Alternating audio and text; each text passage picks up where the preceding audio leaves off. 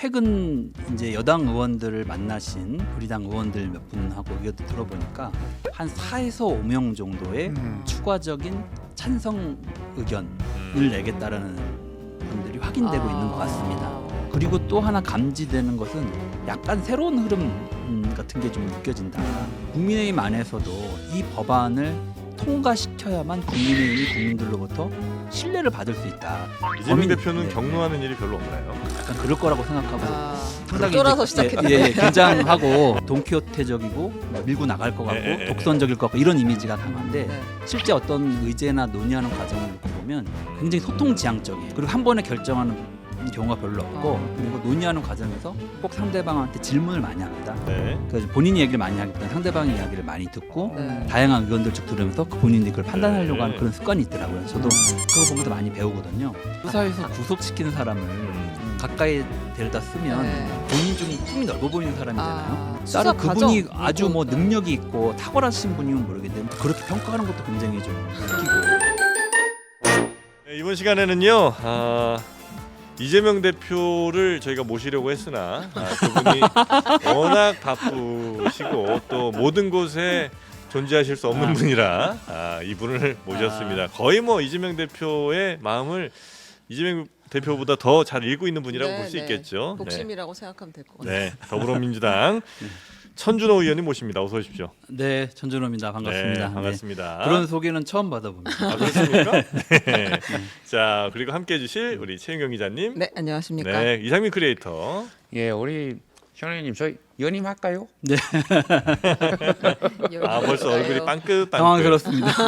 네. 이재명 대표만 보면 네. 이렇게 얼굴이 네. 저절로 편하게, 펴집니다. 펴나가는 분입니다. 이재명 대표랑은 언제부터 연이 좀 있으셨죠? 글쎄요, 저는 연이 깊은 사람은 아니고요. 네. 국회의원이 되고 나서 지난 대선 경선 과정에 처음으로 같이 이렇게 한 팀이 돼서 이게 준비 과정을 했죠. 사실 깊은 관계는 아닙니다. 이런 분이 네. 진짜입니다. 별로 안 깊은 분들은 네, 내가 제가 언제부터 알았고 그럼 성남시장 할 때부터 알았고 네, 자랑하기 바쁜데 저는 아니 이런 과시가 분들. 전혀 없는. 네, 진짜입니다. 자, 아니 이제 근데 지금 천준호 네. 의원님이 여기 들어오기 전에 네. 이 네. 앞에 토론을 보고 서정욱 변호사님한테 깊은 감동을 받아가지고 저렇게 말할 수 있어야 하는데 저렇게 엉뚱한 얘기를 저렇게 멀쩡하게 얘기할 수 있을까? 그러니까 저도 너무 반하고 있어요. 네, 지금 긴장됩니다. 가마 감독 지금 오늘 텐션 올라왔습니다. 자, 잘 좀 부탁드리겠습니다. 자, 그러면 지금 현재 야당은 뭐 여당이 워낙 지금 힘든 상황이다 보니까 야당은 그래도 비교적 좋아 보이긴 하는데 그래도 여러 문제들을 또 안고 있는 것 같기도 하고요. 특히 이제 어떤 이슈들은 조금 약간 왔다 갔다 하는 것 같이 보이기도 하는데 가볍게 요거부터 한번 살짝 여쭤보고 그러면 넘어가겠습니다. 네. 그 25만 원 네네. 그거 어떻게 된 거예요? 일단 총선 민심의 핵심은 그 민생 문제를 해결하는 것이었거든요. 그래서 저희는 신속하게 그것이 추진되기를 바랬고 그리고 정부에도 그걸 제안을 했는데 네. 사실은 지난 그 영수회담 때 그 얘기를 했다가 까였죠. 네. 그래서 잘 안 된 겁니다. 그래서 저희는 그러면 정부에서 네, 선별적인 네. 방법으로라도 하겠다라고 이야기할 것으로 생각하고 기다렸는데 네. 지금까지 아무 이야기가 없어요. 사실은 정부 이야기를 기다린 중이에요. 아니 그러니까 현장은 네. 굉장히 이제 급해서 네. 어떤 조치를 되면 좋겠다고 생각을 했는데 네. 저희 입장에서 그것을 강제할 수 있는 여러 가지 뭐 법령을 만드는 부분도 고민하고 있지만 네. 결국은 행정부가 동의해주지 않으면 그것은 어렵기 때문에 네. 정부가 그와 관련해서 협상을 할 생각이 있고 네. 그렇다면 꼭 그 전체를 다 주는 것이 아니더라도 선별 지원하는 것이라도 저희가 같이 협의할 용의가 있다라고까지 네, 이제 네, 밝히고 전달을 했음에도 불구하고 네. 정부 쪽에 전혀 좀 태도 변화가 없습니다. 그리고 그때 막 대통령이 얘기하시기로는 어려운 분들부터 먼저 돕겠다 이렇게 얘기를 하셨거든요. 네. 그러면 뭔가 계획이 있구나. 저는 이렇게 생각했어요. 근데 전혀 그 계획이 실행되는 게 없어서 이걸 어떻게 해야 되나 저희도 사실 난감한 상황이 또 있습니다. 네. 왜냐면 이제 선거 전에 혹은 뭐 선거 직후에도 설령 정부가 우리 말을 듣지 않더라도 우리가 네. 단독으로라도 법을 통과시켜서라도 네, 그때 무슨 하겠다. 처분적 법률 뭐 이야기도 네. 나왔었잖아요. 네, 그건 22대 국회가 열리면 네. 이제 저희가 시행할 수 있을 거라고 그건 생각을 아직 좀 살아있는 하고 있습니다. 카드인가요? 네, 그럼 그건 준비하고 추진하겠다는 있습니다. 네. 의지가 있는 네. 거예요, 25. 근데 이제 그 과정을 거치려면 또 이제 상당한 기간이 소요가 되고 결국에 그 법령이 나온다 하더라도 정부의 적극적인 협조 없이는 상당히 기한이 이제 제한될 수밖에 없기 때문에 신속한 조치가 지금 응급 조치가 필요한 상황이라고 보고 만약에 정부가 지난번 대통령 영수회담 대통령이 비공식 그 회담 때 이야기했던 기조라면 다른 제안을 저는 할 수 있다고 생각을 했고 그럼 충분히 저희가 협의할 용의가 있다라고 하는 것도 이제 네. 사실 밝힌 바가 있는데 네. 진행되고 있지 못해서 정말 안타깝게 생각합니다. 아, 너무 현장은 힘들거든요. 지금 네, 네. 긴급한 조치가 그러면 필요한 22대가 상태입니다. 되면 바로 이건 또 같이 추진될 거라고 우리가 네, 그 보면 법안은 준비를 되는 하고 거예요. 있습니다. 정책위에서. 아. 네. 22대에서 이제 뭐 개원하고 하려면 대략 한 몇 월쯤 돼야 됩니까? 아니 뭐 개원을 하고 바로 법안을 낼 이게 수는 법령에 있는데 의해서는 6월 5일 날 국회의장을 아, 그때부터 선출하고 가능은 해요. 6월 7일 날 이제 상임위를 이제 정하도록 이렇게 되어 있거든요. 네. 그렇게 법에 정해져 있습니다. 그러면 그에 따라서 이제 본회 일정 잡히고 네. 여러 가지 일정이 진행될 수가 있는데 통상적으로는 그게 그때 안 된 경우들이 많았어요. 그렇죠. 네. 뭐 한 달, 뭐 원 구성만 예, 그렇게 두 달, 세 오래 달 걸리는 이렇게 거죠. 기본적으로는 지금도 25만 원 전 국민 지급이 당론이신 거죠? 그렇죠. 기본 아, 입장은 네, 그렇습니다. 이거 왜 근데 여쭤보냐면 네. 저희가 이제 25만 원을 두고 찬반이 이제 막 대립을 하고 있었잖아요. 그 민주당의 대표 주자와 이제 이걸 반대하는 분과 같이 토론을 해보려고 하는데 다들 이제 스멀스멀 그건 안 하고 싶다고 그래서 토론하실 분을 못 찾았어요. 뭐 야당 민주당, 쪽에서 예. 그래요? 예, 그래서 뭔가 네, 대표 네. 주자가 확실히 우리가 하겠다는 의지가 있으면 확실한 의지가 있습니다. 아. 네. 아 그러면 어떻게 확실한 의지가 있는데 네네. 결국에는 이제 행정부의 협조 네. 도움이 없이는 안 되고 아. 법원 처분적 법률을 만든다 하더라도 대통령 거부권 행사하면 또 안 되는 거 아닙니까? 네. 시간만 가게 되고 이제 국민들한테는 여러 가지 또 다른 또 절망을 주게 되는 거기 네네. 때문에 저희 입장에서는 현실적인 실행안을 정부가 준비하고 있다면 그 부분이 진행될 수 있도록 적극적으로 협조할 의향도 있다. 꼭 저희 입장대로만 돼야 한다는 네. 것은 아니다. 현장에 지금 너무 어려우니까 네. 어려운 분들에게 즉각적인 도움이 갈 수 있도록 아. 신속한 조치가 우선이다 이렇게. 아. 그러니까 여당에서는 반대하시는 분들이 몇 분 계세요. 아니, 몇 분이 아니라 많이 계신데 그 중에 이제 좋다 나가서 한번 나오겠다. 붙겠다 네. 한 분들이 많이 계신데 음. 야당 분들이 전 많이 계실 줄 알았는데 생각보다 안 계신 것 같더라고요. 그래서 어떻게 우리 천준호 의원께서 그러면 한번 하시겠습니까? 네, 하여간 뭐 그거는 저희가 같이 의논해가지고 그 누구랑 선수 한 명- 의논해? 우리랑 지금 의논하시면 돼요. 제가 가서 의논해서 누구랑? 선수 한 명 뽑아서 대표 제가 주자. 추천드릴게요. 선수 네. 뽑아서. 네, 네. 아, 좋습니다. 감사합니다. 아 그럼 이런- 얘기가 거의 안 한다는 얘기 저도 아닌가요? 제 일이 많아서. 근데 원래 이게 질문지 하나도 없던 내용들인데 막 없었나요, 이렇게 여기? 하시니까 아, 네네. 원래 여기가 이렇군요. 좀 잘 좀 아, 적어놓읍시다. 그래, 우리. 네, 죄송합니다. 저거는 질문 하나 드리겠습니다. 이거 꼭 하고 싶었는데 그 종부세 네, 네. 이건 정확하게 당의 입장이 어떻게 그것도 되는 맨 거예요? 뒤에 있던 거. 아, 그래요? 순서대로 그냥 좀 봐줘요. 우선은 그럼 있는 거 국민으로부터 질문입니다. 이거 시작하겠습니다. 종부세 문제가 최근에 저희도 예상 못한 상태로 막 이게 조금 불거지긴 네네. 했는데 네. 일단 부동산 법령은 종부세뿐만 아니라 전반적인 정비가 한번 필요하다는 게 당 내부의 전반적인 공감대가 좀 형성이 돼 있습니다.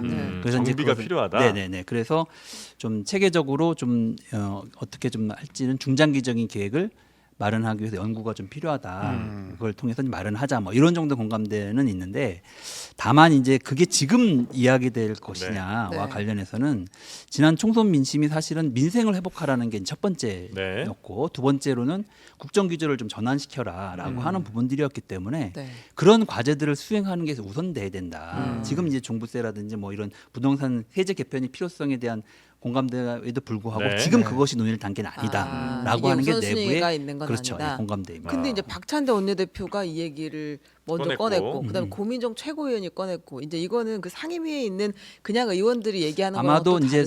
선거를 거치면서 이제 그러와 관련된 여러 의견들을 이제 들었고 주민들 접촉하면서 이제 제안들 받았기 네. 때문에 그런 선거 과정에서의 어떤 소외의 기초에서 이제 이야기하신 것으로 보여지고요. 그게 당 차원에서 조직적으로 조금 체계적인 안으로 만들어져서 논의가 되기 위한 준비가 지금은 필요한 상태 정도로 이해했으면 좋겠고 그러니까 종부세- 본격적인 예. 논의를 할 단계는 아직은 아닌 네, 것 같습니다. 종부세를 그러니까 더 강하게 가는 방향은 아니겠군요. 그러니까 어떤 식으로 개혁을 하든 어떤 쪽으로 바꾸든 간에 여튼 종부세를 조금 더 낮추거나 아니면 없애는 방향으로 바꾸겠군요. 그러니까 이게 종부세가 될지 아니면 재산세로 이제 통합될지 네. 뭐 이런 부분들 다양한 아이디어가 존재를 합니다. 그래서 네. 그리고 실제로 종부세가 적용되는 때 실소유자들 중에서 종부세 적용을 받는 사람들에 대한 문제는 어떻게 할 거냐 등등 여러 이제 쟁점들이 있기 때문에 네. 그런 부분들을 좀 논의하고 연구하는 과정이 있어야 된다. 그냥 아. 불쑥 저희가 이제 이렇게 대중적인 어떤 대안을 내놓을 단계는 아니고 네, 지금은 조금 연구 더 중이다. 네, 숙성시키자 뭐 이런 단계입니다. 종부세는 하여튼 조금 더 두고 네, 봐야 네. 되고 25만 원은 정부 하는 거 조금 이제 봐야 되고. 정부가 저희 입장은 분명하고 만약에 별다른 입장이 없으면 저희가 처분적 법률이라든지 제출을 할 생각인데 네. 그보다 훨씬 신속한 방법으로 정부가 안을 갖고 있다면 적극적으로 협의할 의지가 있다. 이런 알겠습니다. 말씀 참 잘하시죠. 우리 천준호 의원님, 네, 아낌이 없으시죠. 네, 너무 그럼- 좋습니다. 네. 네. 순서대로 한번 질문해 당황했습니다. 보겠습니다. 그 그 네네. 최상병 네, 네, 특검법 네. 재표결 본회의 이제- 이거 네. 통과되겠습니까? 저는 조금 며칠 전까지만 하더라도 네. 이거 어렵겠다 이번에 이런 생각이었는데 네. 최근 이제 여당 의원들을 만나신 우리 당 의원들 몇 분하고 의견도 들어보니까 네. 지금 확인된 건 5분 아닙니까? 네, 네. 5분 외에도 한 4에서 5명 정도의 추가적인 찬성 의견을 내겠다라는 분들이 확인되고 있는 것 같습니다. 한 그 10분 4에서 정도네. 5명 정도라고 얘기 든 건 그 중에 한 분 정도는 아예 참석을 안 하는 쪽으로 이제 할 수도 있겠다. 사이는 거의 확실하고 뭐 하여간 그런 그 정확한 이제 그 숫자라 뭐 사람 이름 제가 확인드릴 수는 네, 없지만 네, 네, 네. 그렇게 좀 보여지는 것 같고요. 네. 그리고 또 하나 감지되는 것은 약간 새로운 흐름 음. 같은 게 좀 느껴진다. 이게 이제 이 국민의힘 안에서도 이 법안을 통과시켜야만 국민의힘이 국민들로부터 신뢰를 받을 수 있다. 이게 네. 너무 사실은 몰상식적이고 불공정한 처사인 거 아닙니까? 이 사건 자체가 네. 그 비가 막 오던데 그 아이들을 그 장병들을 물에 집어넣은 것도 그렇고 그게 사실은 제가 본 사단장의 명예욕, 그 네. 언론에 알려지고 싶은 뭐 이런 것에 기초한 것으로 이제 보여지는데 문제는 그런 것을 권력 최상층에 이제 비호했다는 거잖아요. 네. 그 사단장을 수사에서 빼라라고 네. 압력을 행사했다는 건데 이게 보수의 가치에도 부합하지 않거든요. 그래서 이거를 아마 국민의힘 안에서도 이거를 그대로 가간 상태에서는 자기네들이 계속 신뢰를 회복하고 지지를 회복하기는 좀 어렵겠다라고 하는 생각들이 저는 하는 분들이 많아졌지 않았을까. 그래서 새롭게 당권을 이제 잡으려고 하시는 분들 중에서 네. 이 문제를 우리가 극복하고 넘어가는 방법, 특검을 받고 네. 이번에 네, 처리를 네, 네. 하고 특검 받아도 대통령이 뭐 별 문제 없다고 하니까 그 네. 특검 받아서 해소하면 되는 거 아니냐 이런 생각을 갖고 네. 위기를 정면 돌파해야 한다라고 하는 흐름들이 있다는 얘기가 있어요. 제가 네. 구체적으로 누군지는 잘 모르겠는데 네. 하여간 뭐 이런 것들이 이제 아마 조직적으로 만약에 뜻이 모여진다면 오늘 아마 이변이 일어날 수도 있을 것 같습니다. 제가 이제 몇 분 정치인분들께 좀 늘 궁금했던 걸 여쭸는데 아직까지 명쾌한 답을 좀 못 들어봤는데 네. 어떤 지휘관의 명예욕이 있었고 네. 그렇게 해서 정말 안타까운 사건이 발생했어요. 대통령 입장에서는 이 명예욕 가진 이 군인 혼을 내켜야 될 거 아닙니까? 네. 근데 그걸 이제 덮었다는 거죠. 그걸 밝히자는 게 이제 네, 네, 네, 이 특검법 등등이잖아요. 네, 네, 대통령은 왜 이렇게 비호를 하려고 했을까? 네. 이 추론들을 하실 거 아닙니까? 추정들을. 그러니까 저는 그게 대통령의 약간 그 철학 습관 뭐 이런 것처럼 보여지더라고요.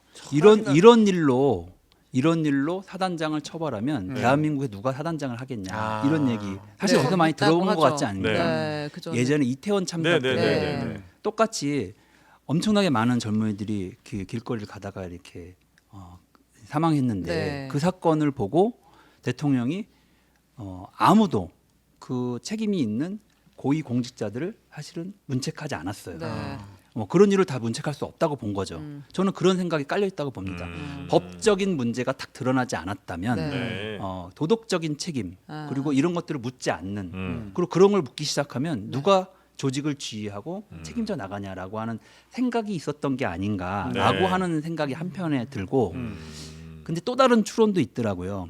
대통령이 세게 어디서 로비를 받았다. 그래서 무슨 로비를 대통령한테? 뭐 이제 그거는 설입니다. 최고 네, 권력자한테. 네. 근데 그런 얘기들을 어떤 외부의 이제 임성근 사단장이 네. 자기를 이제 구명하기 위해서 네. 로비를 했고 그 그걸 로비가 통해서. 이렇게 전달됐다라는 설도 있는데 뭐 이것은 확인된 내용은 아닙니다. 그게 이제 제일 궁금해요 지금 왜 네. 임성근을 그 지키려고 한 거예요? 도대체 네, 네, 네. 도대체 무슨 저는 관계야 이게? 그 대통령 이 손해를 보면서 네. 과거의 사례를 놓고 보면 네. 어떤 사고나 재난이 터졌을 때 네.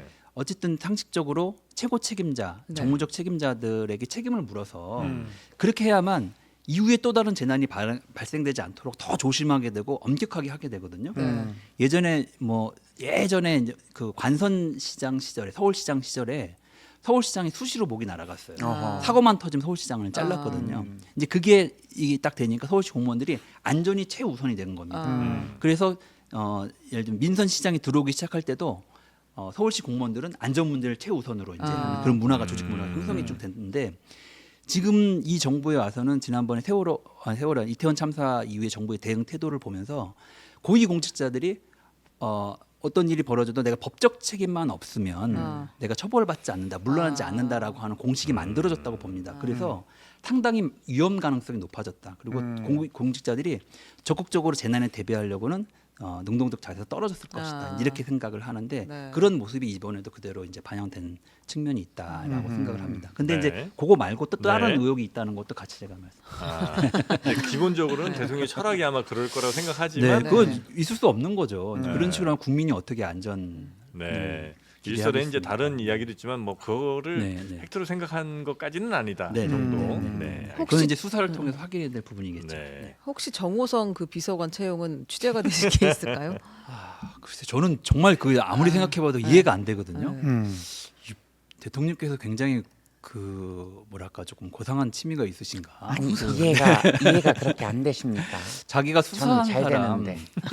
수사해서 구속시키는 사람을 가까이 데려다 쓰면 네. 본인 좀 품이 넓어 보이는 사람이잖아요. 아, 그러니까 아무리 생각해도 저는 그건 아닌 것 같고 수사 다른 그분이 과정, 아주 뭐 네. 능력이 있고 탁월하신 분이면 모르겠는데 뭐 세 평이나 이걸 소개하면서 넣고 보니까 거기서는 뭐 하여간 뭐 좋은 분이다, 능력 있는 분이고 뭐 예를 들면 뭐 이런 얘기를 써놨더라고요. 그래서 그렇게 평가하는 것도 굉장히 좀 웃기고 아무리 찾을 수 있는 거는 한 가지밖에 없죠. 이분이 과거에 탄핵 과정을 경험했던 전 과정을 경력자다. 네, 그리고 네. 탄핵 이후에 수사도 받아본 경험 경력자다. 있는 분이어서 본격적으로 탄핵을 예방하는 차원이 아니고 네. 탄핵 이후에 탄핵을 아. 대비하는 차원에서 아, 그 대비 체제를 짜기 네네. 위해서 이분을 영입한 거 힘의 아닌가라고. 몸을 맡깁니까 네네네. 지금? 아, 네. 벌써 네. 이제 출구 전략을 아. 이렇게 네네. 만들고 있다는 그거 말씀. 아니면 설명이 잘 안 되는 것 아. 같아요. 네. 그래서 뭐 그 보수 언론에서는 안드로메다와 네. 같은 걸로 비유를 했더라고요. 저는 이 세상 인사가 아닌 것 같다. 저는. 안드로메다로 갔다고요. 아, 인사 철학. 네네네. 뭐 그런 얘기도 하시더라고요. 그래서 정말 저는 좀 알겠습니다. 어려운 네네. 부분입니다. 어떻게 생각하세요? 네. 저요? 네. 저한테 물어보세요. 아 근데 그 네, 네. 최상병 특검이 이번에 이제 통과가 되냐 마냐가 오늘 결정이 될 텐데 아까 어떤 분 말씀으로는 오히려 민주당 이탈표를 생각하시는 분이 있더라고요. 민주당에서는 뭐 일심 동체 그러니까 대동단결해서 뭐 여기서 이탈표 나올 가능성은 이제 없다고 봐도 됩니까? 야권 전체가 한 180표 되더라고요. 네. 그 중에서 155표가 현재 민주당 소속인데요. 네. 155명을 한 분도 빠짐없이 다 참석하는 것으로 저희가 이제 확인을 하고 있고 나머지 야권이긴 한데 과거 민주당 적을 가졌다가 지금 다른 당으로 가셨던가 탈당하셨던 분들 중에서는 김영주 의장 이런. 예 아니 그분은 이제 그렇죠 여당으로 이제 가셨으니까 네네. 야권 표에는 들어가지는 않는 새로운 네, 미래로 네, 가거나 네, 뭐 네, 이런 네. 분들이요. 그리고 이제 무소속으로 가시는 무소속으로. 분들 계시고 그 분들 중에서는 대체로 저희가 파악하기로는 네.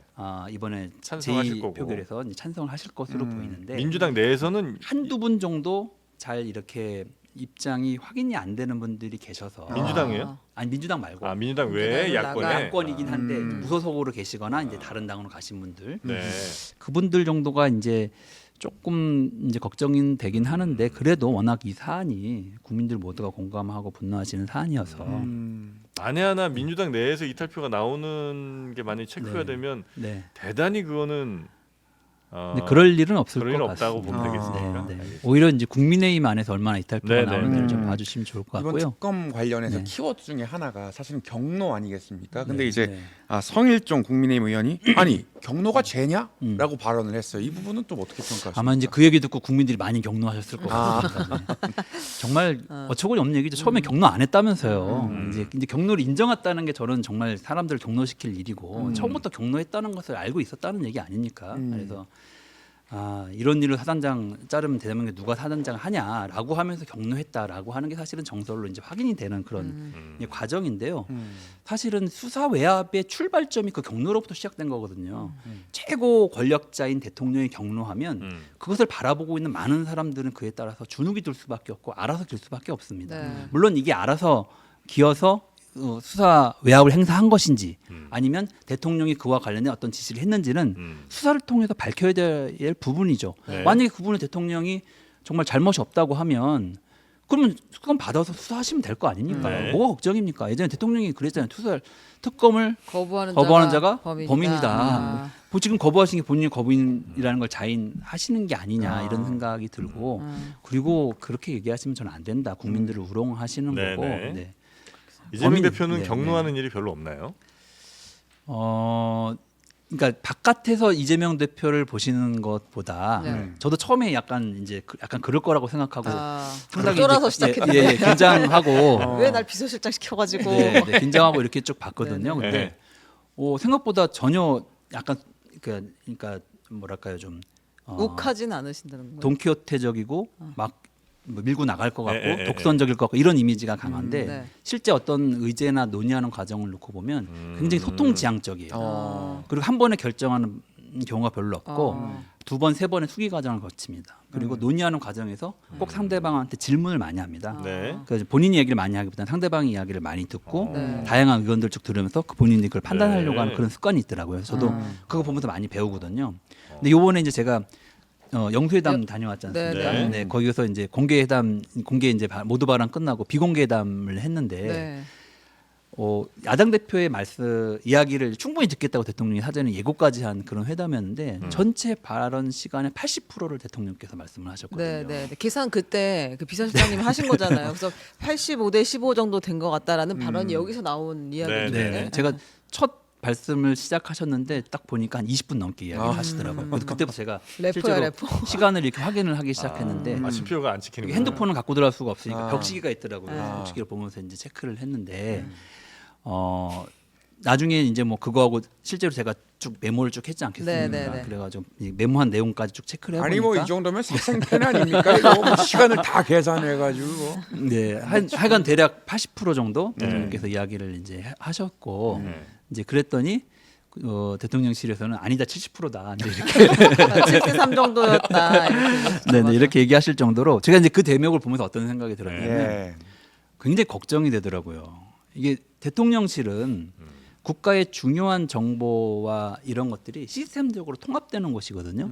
그러면 그 보고를 받고 대통령은 좋은 선택과 판단을 하면 되는 거예요. 네. 그걸 의견을 많이 들어야 네. 되거든요. 그 내부 회의할 때. 근데 야당 대표 모셔놓고 80분 동안 80%를 본인 이야기를 하시는 대통령이라면 네. 참모들과 논의할 때 네. 어느 정도 얘기하실 것 같아요. 그러니까 아, 저는 이러면 이게 시스템적으로 네. 대통령실 제대로 작동할 수 없다. 그래서 큰 걱정. 과연 국가적인 중요한 리스크 위기 대응을 잘 할 수 있을까 네. 이런 걱정이 막 들더라고요. 그 지금까지 그럼 이재명 대표가 들어서 의견을 바꾼 그런 엄청난 사례가 있습니까? 왜냐면 기자들 그러니까 본인이 사이에서 예, 네, 어떤 결정을 먼저 내리지 않고요. 예. 이 중요한 결정, 특히 네. 지난번에 이제 우리 비례대표 연동형 비례대표제를 갈 때 그랬네요. 병립형 이거 네네. 결정할 때 사람들은 연동형이라고 생각하는 사람도 있고 병립형이라고 병립형이라고 생각하는 사람도 네, 있고 막 맞아요. 분분했거든요. 네. 저는 옆에서 그 과정을 쭉 봤는데 어느 때는 병립형의 입장에서 연동형을 지지하시는 분들의 이야기를에 대해서 반론을 제기하고 막 질문을 하시고 또 어느 때는 또 병립형을 지지하는 사람들의 이야기를 연동형의 입장에서도 네. 질문하고 이렇게 하면서 그 내용들을 쭉 들으면서 본인 판단을 정리하는 과정을 제가 옆에서 봤거든요. 그리고 네. 최종적으로 자기 판단을 내리더라고요. 이번에 연금 개혁을 던진 것도 그러면 연금 문제는 저희가 이제 영수회담을 준비하면서 네. 이제 그 저희 주연 의제로 그것을 채택을 했고 이것을 꼭 판단해야 연금 개혁은 연금 개혁 특위가 있었기 때문에 네, 특위에서 계속 매주 또 월간 보고를 이제 계속 이제 최고위원회나 아니면 저희 고위전략회의라는 걸 통해서 계속 보고를 받아왔거든요. 네. 근데 영수회담 때 그 중요한 의제를 채택을 하고 전달을 했고 그리고 그 뒤에 실제로 논의가 좁혀지는 과정들이 있었습니다. 저희가 50% 얘기했다가 나중에 45%로 갔고 소득 대체율 네네 소득 대체율 50%요? 처음에 저희 주장은 50%였고 아하. 국민의힘은 40이었습니다. 내는 건 얼마네요? 내는 거는 이제 그때 13 13% 네, 내고 현재는 9% 내고 있는데 네. 13에서 50 정도는 돼야 된다. 이제 이렇게 13에서 50을 내면 네. 고갈 시점이 훨씬 땡겨질 거 아닙니까? 땡겨지긴 그렇죠. 하지만 네. 어쨌든 연금에서 국가 역할을 더 강화해야 한다라는 입장도 있었던 이 거고. 국민연금은 우리 이상민 아니, 크리에이터가 그럼 돈은 어디서 납니까? 아니, 그러니까 화가 많이 나요. 그랬는데 저희는 뭐 네. 땅 파서 돈을 아니, 봅니까? 그러니까 이제 네. 처음에 이제 젊은이. 공병 모아야 됩니까? 협의하는 과정에서 어쨌든 그 보건복지부가 중간에 한 45% 정도는 어떠냐라고 네. 하는 것을 네. 실무 과정에 양쪽이 던졌고 네. 그거에 대한 입장을 이제 정리해 오자 이렇게 하는 상태에서 정부는 그 정부의 공식 입장은 아니었다라고 나중에 네, 설명을 네. 하고 네. 있는데 네. 저희는 그러면 45% 정도로 하자. 근데 시민사회나 노동계 쪽은 상당히 반대가 많았습니다. 너무 낮다. 더 하지만 올려라. 이 정도가 적정한 것 같고 음. 합의할 수 있는 수준인 것 같다라고 생각을 했고 근데 저쪽은 43%를 가져왔다가 나중에 간사가 여당 간사가 44%를 다시 제안을 해서 그럼 사실상 1%로 좁혀진 거죠. 네. 그 당시에 많은 보수 언론이나 이런 곳에서도 네. 그럼 1%밖에 실제 차이가 없는데 이걸 왜 합의를 못하냐. 음. 이 모수 개혁 그러니까 보험료율하고 소득 소득 대체율 이것을 합의하는 게 사실은 연금 개혁에서 가장 중요한 부분 중에 하나인데 이거라도 먼저 합의하는 게 좋다고 하는 게 대체적인 언론과 시민사회 쪽에서의 이 의견이었거든요. 네. 그래서 그걸 합의하자 이렇게 생각을 하고 저희가 이제 결단을 하는 과정들이 있었고 그 과정에서 대통령한테 제안도 했던 거고 이제 대통령이 그때 당시에는 22대로 논기자라고 해서 적재안을 저 깜짝 놀랐습니다 사실은. 영수회담 아니, 때 얘기를 왜냐면 했더니, 이 사안이 네. 대통령 핵심 국정 과제 중에 그렇죠. 하나예요. 선대 과제 네, 중에 네, 하나죠. 이것조차 안 하면 거의 이건 끝까지 왔는데 네. 그러면 국정 성과를 뭘 만들어 가시려고 하지? 아. 사실은 그건 본인 국정 과제로 해 오셨던 거기 때문에 네. 결론이 나면 본인 성과가 되는 거거든요. 음. 그리고 야당은 정치적 부담을 안고 그걸 합의를 해주는 거고. 네. 근데 그때 그렇게 얘기해서 깜짝 놀랐거든요. 그래서 아. 야 이게 어려워진 건가 하고 돌아갔는데 그 뒤에 전체적인 계속 우리한테 의견이 들어오는 게 지지층에서도 그렇고 뭐 학계에서도 그렇고 언론에서도 그렇고 이 문제는 국가의 미래를 위해서 이번에 꼭 합의해야 한다라고 하는 내부적인 공론이 상당히 형성이 됐습니다. 네. 그래서 안 되겠다 이건 이번에 추진하자라고 이제 보고 다시 또 저희가 대표가 이제 제안도 했고 44에 45 사이에서 절충점을 찾자 이렇게 얘기를 한 거고 그리고 그 다음 날 제가 여야 영수회담 직접 이제 네, 제안을 한 번 더 대통령실 하셨죠. 쪽에다가 대표가 이제 최고위원회 회의에서 제안도 하셨고 네. 그리고 이제 그 다음에는 그러면 우리가 여당의 주장인 43%를 아무 조건 없이 받을 테니 이번에는 이것을 통과시키고 필요한 나머지 개혁들은 그 다음 22대에 논의하자. 그러니까 구조 개혁이나 이런 부분도 필요한 건 맞거든요. 네. 근데 그거를 합의가 안 됐다고 해서 이번엔 이걸 놔두고 하면 다음 22대 국회에서 사실 시작하려면 또 1년 이상 걸릴 거예요. 네. 그럼 막 논의하다 보면 금방 지방선거 다가오거든요. 선거 앞두고 이 결정 못 합니다. 음. 그럼 사실상 이건 이 정부가 하지 않겠다라고 하는 의사 표현으로 저희는 간주할 수밖에 없어서 네. 일단 합의할 수 있는 거 먼저 하고 네. 구조 개혁 문제는 옆에 부대 조항으로 다루면 되거든요. 아, 그러니까 그래서- 그 부분이 항상 네, 이게 네, 좀 양쪽이 네. 갈리는 것 같더라고요. 그러니까 이쪽에서는 구조 개혁을 사실은 해야 그 다음에 이제 숫자라는 거는 그 구조에 맞는 숫자를 이렇게 바꾸는 게 그러니까 결국 이번에 숫자만 바꾸고 다음에 또 구조 바꾸면 또 구조에 맞는 숫자를 또 바꿔야 되니까 차라리 구조 개혁을 좀 더 신속하게 좀 하고 그 다음에 이제 숫자를 좀 거기에 맞는 구조에 맞는 숫자를 이제 붙여야 되는데 지금 숫자 이거 조금 바꾼다고 해서 그렇다고 지금 당장 뭐가 막 바뀌는 것도 아닌데 그거 개혁한다는 이름으로 먼저 숫자만 바꿔놓고 다시 구조 개혁하면 또 구조 개혁에 따른 숫자 개혁을 또 해야 되는 건데 이게 두 번 일을 그러니까 자꾸 하려고 그러느냐. 지난 10몇 년 동안 연금 개혁은 논의만 됐고 네. 그리고 정부가 출범할 때마다 국정과제로 다 잡았는데 진행이 안 됐거든요. 네. 근데 이제 거의 합의에 다다랐어요. 그러니까 보험료율을 오르는 몇 %에서 몇 % 올리겠다라고 하는 거 합의했던 건 굉장히 큰 거거든요. 네. 그리고 소득 대체율도 거의 1%까지 근접했어요. 네. 그러면 지금 근데 그 합의를 못 하고 있었던 거 아닙니까? 네, 여당 네, 야당이. 네. 그러면 지금 정책 결단을 하면 합의할 수 있다. 그럼 연금 개혁이 한 단계 앞으로 더 나아가게 되는 거죠. 네. 그래서 이재명 대표가 윤석열 대통령한테 영수회담을 하자. 음. 뭐 부담스러우면 여당 대표까지 불러서 네. 삼자회담을 삼자를 해서 하자. 그 논의와 정책 결단을 내리자라고 제안을 한 겁니다. 네. 네. 네. 안 그랬으면 이게 쉽게 해낼 문제였으면 그렇게 안 했겠죠. 아. 근데 그걸 앞두고 정책 결단이 안 내려지니 아. 이거는 정책 결단이 그 필요한 시점이다. 여당이나 정부는 지금 왜 안 받는다고 생각하세요? 왜 44%? 답변이 어떻게 왔어요, 근데? 저는 그게 참 이해가 안 되는데 네. 그 대통령 영수회담 제안을 이제 대통령실에 네, 홍철호 연금 수석한테 개혁 저희가 관련해서 이제 제안을 보자. 했어요. 네. 그래서 이제 보고 원포인트로 이걸 논의하자 이렇게 얘기를 했는데 그쪽의 답변이 이렇습니다. 여야가 먼저 합의를 해오면 네. 자기네들이 검토하겠다. 아. 지금 오랫동안 논의해가지고 거의 끝물에 네. 와 있고 국회는 얼마 남지 않았는데 네. 지금 합의가 될 수 있는 시점이라고 많은 사람들이 이렇게 생각을 하는데 음. 그 중요한 부분, 가장 어려운 부분, 그동안 한 번도 합의되지 않았던 부분들이 거의 지금은 정책 결단만 있으면 합의될 시점인데 그 대목에서 그렇게 얘기하는 것은 사실상 영수회담을 거절하는 것과 다름이 없고 네. 연금 개혁을 하지 않겠다는 의지로 저희한테는 보여지는 거거든요. 왜 안 할까요? 그러면? 저는 일단 여력이 없는 것 같아요. 여력? 지금 모든 관심이 네. 대통령 방탄에 가 있는 거 아닌가.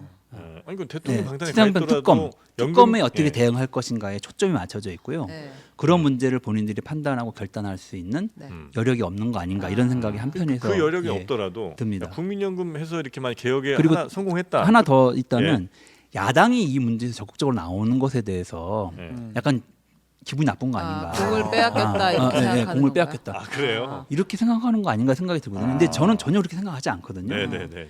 어쨌든 이게 물론 야당이 제안해서 일정하게 네. 공을 인정받을 수는 있지만 근본적으로는 윤석열 정부의 국정 과제를 해결하는 거거든요. 그러니까, 이전 네. 정부에서 해결 못했던 거를 네. 이전 정부 그래도 해결한 거거든요. 그러면 본인 네. 성과로 남는 겁니다. 그렇죠. 그리고 야당은 야당대로 네. 결단을 내린 것에 대한 정치적 부담을 갖지 않는 거거든요. 음. 근데 그런 것에 대한 의심이 있는 것 같아요. 혹시 다른 흑막이 있는 게 아닌가. 그래서 실제로 이재명 대표가 네. 메시지에 그런 얘기까지 했어요. 야당을 믿고 같이 하자. 네. 우리가 다른 게 있는 게 아니거든요. 다른 게 있을 게 없잖아요. 네, 네, 네, 그리고 네, 네. 이것만 한다고 되는 게 아니고 그 나머지 필요한 후속 구조개혁을. 구조개혁은 부대상으로 옆에 명기를 해서 그거는 다음에 언제까지 논의하는 것을 하자 이렇게 해서 합의하면 되거든요. 그러면 이게 그리고 만약 그런 과정에서 필요하다면 네. 모수도 다시 그때 수정할 수도 있는 거죠. 네, 네, 중요한 건 네, 네. 합의했다는 게 중요한 거고 네. 합의 과정이 진행된다. 서로 신뢰가 형성됐다. 그 트랙에 올라탔다라고 하는 것을 만들어내는 게 네. 필요한 거거든요. 이 정도에 꽤 큰 성과가 될 수 있을 것 같은데 합의해서 연금 개혁 어쨌든 해냈다. 여야정 네. 3자 이거는 제안했을 때 답변이 왔나요? 네, 그러니까 그 제안했을 그것도 때 똑같이 홍철 수석이 하신 말씀이 그냥 합의와 여야가 먼저 합의해갖고 오면 네. 검토할게. 그다음에 그 정부가 그 안을 가지고 네. 예를 들면 부처 간 검토도 거치고 전문가 의견도 들어서 우리 입장을 만들어 내겠다 이렇게 얘기를 하거든요. 네. 근데 정말 웃기는 게 이게 정부의 국정 과제면 연금 개혁안에 대해서는 정부가 먼저 안을 만들어서 저 사실 이대로 제안을 가고 싶다. 하고 그 제안된 안에 대해서 여야가 논의해서 네. 의견을 달라 이렇게 물어봐야 하는 게 맞거든요. 근데 연금 개혁 특위가 진행되는 과정에서 정부가 자기 안을 끝까지 제출하지 않았어요. 네, 네. 이것도 참 이해할 수 없는 대목입니다. 왜 안 그래서- 받으시는 거예요, 대통령은? 아니 그 우리 그 리창 우리 총리님. 그리고 누구요? 용안이 리창 좋더라고. 총리. 외모가 그냥 신수가 훤해. 그리고 저기 기시다 형님도 아주 좋고 그래가지고 질문이 뭐였지 그? 국민연금 개혁이요. 그래도 연금이라는 거는 아. 저렇게 오늘 점심이 뭐지 그? 네. 네. 하여튼 그래서 국민연금 개혁, 요 모수 개혁도 지금 현재는 정부가 좀 잘 안 받아주는 그런 상태라 어쨌든 22대로 넘어가겠군요, 이거 얘기는. 일단 뭐 오늘 내일 내일 이틀이 가능성이, 남았습니다. 예. 마지막까지라도 해보시고. 저희는 희망을 놓지 않고 아. 합의할 수 있도록 하면 좋겠다 이런 네. 생각인데요. 네. 여당 안에서도 이거 합의하자 이런 얘기들이 네, 많이 목소리가 나오고 있잖아요. 있죠. 네, 네, 네. 주요 당권 주자들도 그런 얘기를 하시고 네. 네.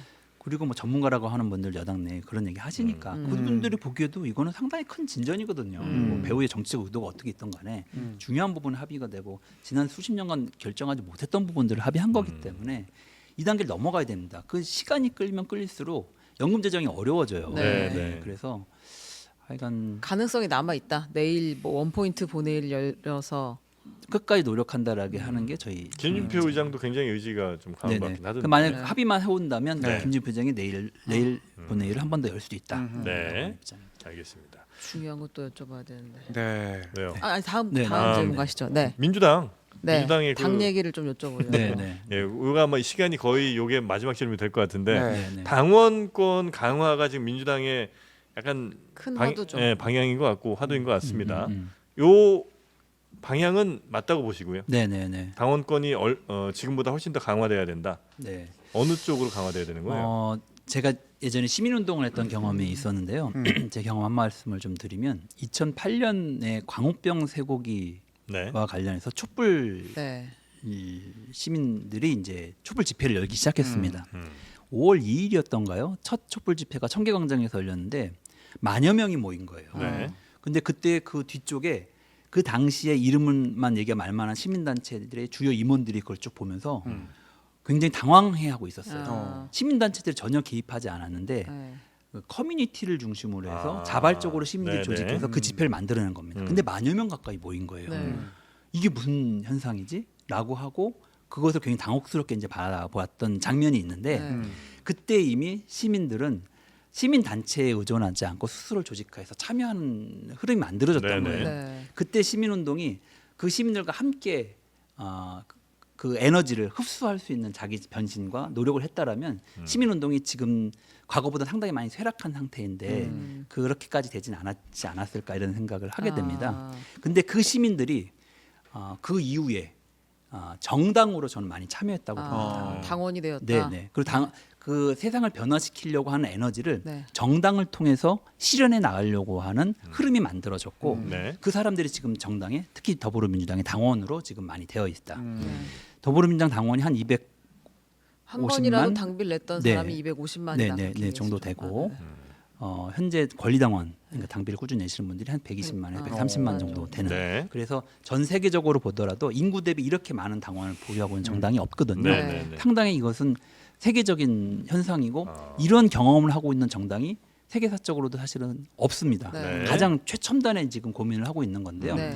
이 당원들이 그냥 당비만 내고 지켜만 보는 게 아니라 우리들이 직접 정당 운영에 그리고 정책적 결정, 의사 결정 과정에 참여하고 의견 개진을 하고 싶어하는 적극적 당원들이 늘어난 겁니다. 네. 그리고 그분들이 지난 총선의 승리에서도 상당히 역할을 한 것이고요. 네. 그리고 당은 그분들한테 여러분들이 우리 당의 주인이다라고 이야기를 했고요. 네. 근데 말은 그렇게 했지만 실제로 제도나 시스템 그렇게 안 되어 있는 거죠. 그 불일치가 나타나고 있는 게 현재 상황인 것 같고 네. 그래서 그런 적극적으로 참여하고 의견 개진하고 당의 주인이 되고자 하고 세상을 변화시키는 동력으로서 본인 스스로 당을 이용하고 싶어 하시는 이 분들이 활동할 수 있는 여건과 그분들의 의사가 반영된 대표자를 선출할 수 있도록 하는 제도와 네. 이런 것들을 정비하고 만들어 나가야 하는 것이 현재 우리 당의 과제다. 네. 이렇게 그럼 보일 당연히 것 주요 같습니다. 네. 좁혀서 얘기를 해보면 뭐 이렇게 의사결정을 할 때 개입을 할 수 있을 것 같은 당원 참여를 할 수 있을 것 같은데 지금 쟁점이 됐던 건 그거였잖아요. 원내 선거에도 당원의 표심을 반영해야 하는가. 근데 이제 그거에 대해서 김민석 그 의원은 10% 정도는 반영해야 된다. 장경태 의원 20% 정도 반영해야 된다. 양문석 당선자는 50%는 반영해야 한다. 그래서 이제 그 원내 선거 원내직에서는 의원들이 뽑아야 한다라는 그 우상호 의원의 말에 대해서 굉장히 강하게 반발하기도 했었는데 그 예를 들면 국회의장이 됐든 원내대표가 됐든 여기도 똑같이 당원들의 의견이 같이 반영돼야 한다고 보세요? 그러니까 그건 생각의 차이가 저는 분명히 있을 수 있다고 봅니다. 그래서 어떤 생각을 하시는 분들은 무조건 옳거든 하나 무조건 잘못했다 이렇게 볼 문제는 아닌 것 같고요. 사실은 새로운 어쨌든 환경에서 우리 당의 제도를 정비하는 과정이기 때문에 충분한 논의와 소통이 좀 필요하다라고 하는 걸 전제로 좀 말씀을 드리면 예전에 대학에서 총장을 선출할 때 네. 주로 교수들이 투표해서 선출을 했거든요. 네. 근데 어느 순간 교수가 아니라 교직원도 투표에 참여해야 한다고 이야기하고 학생도 심지어 어느 곳에서는 동문도 총장 선출에 동문도요? 투표를 참여한다라고 하는 요구들이 있었거든요. 그게 제도가 되고 한 겁니다. 그거는 그 구성원들이 그 총장 선출과 관련해서 우리도 권리가 있다, 우리도 참여해야 한다라는 의사를 밝히면서 그것이 제도화된 거거든요. 저는 그런 논의 과정이 우리한테 필요하다. 어떻게 하는 것이 당원들의 뜻을 잘 반영하고 그걸 통해서 당의 의견이 일치가 되고 어쨌든 논의 과정은 다양할 수 있거든요. 차이가 분명히 있다. 다름을 인정해줘야 된다고 생각하고 다만 논의가 끝났을 때는 결정된 사안을 존중해서 같이 따라가주는 과정이 필요하다고 봅니다. 저는 그래서 10%냐 20%냐 50%냐 이게 중요한 게 아니라 네. 그런 방향에서 논의를 하고 논의의 흐름 속에서 결론이 나면 그런 부분들에서 당의 제도를 바꿔 나가는 과정들을 앞으로 이제 하지 않겠냐 이렇게 생각을 합니다. 그렇다면 의원님 저 한 번 더 해요 말아요. 연임할까요? 질문입니다. 네. 예, 이재명 대표 연임론 네. 어떻게 네. 평가하십니까? 저는 제 개인적인 입장에서 네. 이제 보면 이재명 대표의 연임은 정말 가혹한 일이라고 생각합니다. 가혹하다. 네, 왜냐하면 나도 네. 연임할 수 있기 때문에 네. 지금 비서실장 같이 따라가기 굉장히 때문에. 날카로우시네. 아니 뭐 그 대표는 연임하더라도 네. 비서장 바꿀 수가 그럴 있죠. 수도 언제든지. 있겠죠. 예, 네네. 예. 그거 그렇게 생각하시면 안 됩니다. 진짜 예민하신 것 같아요. 네. 아니 왜냐하면 네. 3D입니다. 정말 이 노동 환경, 그러니까 이제 일도 많이 해야 되고 신경 쓸 일도 많고 정말 민원도 많고 정말 복잡한 일이어서 이제 조금 쉬실 수 있도록 하고 자기 충정도 해야 되고 좀 새로운 미래에 대한 뭐 비전도 준비하셔야 되고 이렇게 할 수 있는 시간을 만들어야 하는 게 인간적으로는 그게 좀 맞다고 생각을 합니다. 개인 입장을 놓고 보면. 근데 그럼에도 불구하고 현실은 좀 녹록하지 않은 그런 상황인 것 같아요. 우리 당이 이번에 총선에 승리하면서 국민들이 민주당에게 민주당이 사실 잘해서 그 결과로 찍어줬다기보다는 앞으로 잘하라는 의미로 찍은 거 아닙니까? 민생 살리고 국정규제 전환하라. 네. 니네 어떻게 하는 거 두고 보겠다. 이렇게 된 거거든요. 따라서 저희가 잘 못하면 민주당한테 사실은 상당히 큰 위기가 올 겁니다. 그 도전을 직면하게 될 거거든요. 여기서 잘못하면 우리도 같이 간다. 네. 민심이 얼마나 무서운지 저기 확인을 했기 때문에. 그래서 리더십을 가지고 이런 총선 민심을 제대로 반영할 수 있는 지도자가 있어야 한다라고 하는 생각을 많은 사람들이 점점 갖게 되는 것 같아요. 당원들도 물론 그런 생각을 갖게 되시는 것 네. 같고 의원들 안에서도 이재명 대표가 굳이 가깝지 않은 약간 좀 객관적인 입장에서 서 있는 의원들도 그런 필요성들을 많이 느끼시는 것 같아요. 그리고 언론에서도 이재명 대표가 없으면 민주당 뉴스밸류가 떨어진다고 조회수가 덜 올라간다고 약간 뭐 이런 이유에서 필요하다고 네. 얘기하시는 분들도 계시고 뭐 이런 상황이어서 지금 상황은 점점 연임의 가능성이 높아지는 그런 상황인데 이재명 대표가 저랑 여러 이야기를 많이 나누지만 이 문제와 관련해서는 자기 입장을 분명히 얘기하지는 아직 않으셨어요. 본인도 고민이 많이, 있는 거구나. 많이 되는 거죠. 개인적으로 따지자면 안 하는 게 오히려 더 나을 수 있으나 네네. 저는 개인만 놓고 보면 개인에게는 당이 너무나 지금 네. 필요하다. 당에는. 근데 대선 주자 이재명에게 조언을 한다면 가까운 사람으로서 저는 이번에 안 하는 하시고 게, 네, 조금 시간을 가지시면 어떨까. 대권만 본다면 뭐 이런 생각을 좀 합니다. 네. 그래서 너무 소진되잖아요. 최재 선수는 있으면 항상 싸워야 되기 때문에. 네. 근데 이제 국민들은 시대는 이재명이 앞에 나와 싸우라고 요구하고 있는 거거든요. 그런 게 사실은 어려운 거죠. 그렇습니까? 알겠습니다. 네. 오늘 또 뒤에 일정이 또 바삐 오늘 이제 있으셔서. 본회의 들어가셔야 되니까. 네, 네. 이제 좀 있으면 의총 있고 이제 의총하고, 본회의가 네, 있습니다. 네, 네, 네. 자 그러면 하여튼 당원들의 뜻을 잘 네. 담아내는 그런 의원님 되시기 바라면서 오늘은 여기서 보내드리도록. 가제트 닮았다고. 네.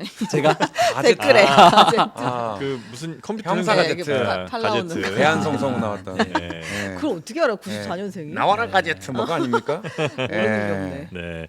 하여튼 만능 정치인 되시길 바라면서 막판에 별로 기분이 안 좋네요. 가제트에서 자 오늘은 여기서 보내드리겠습니다. 더불어민주당 천준호 의원님이었습니다. 고맙습니다. 네, 감사합니다. 네.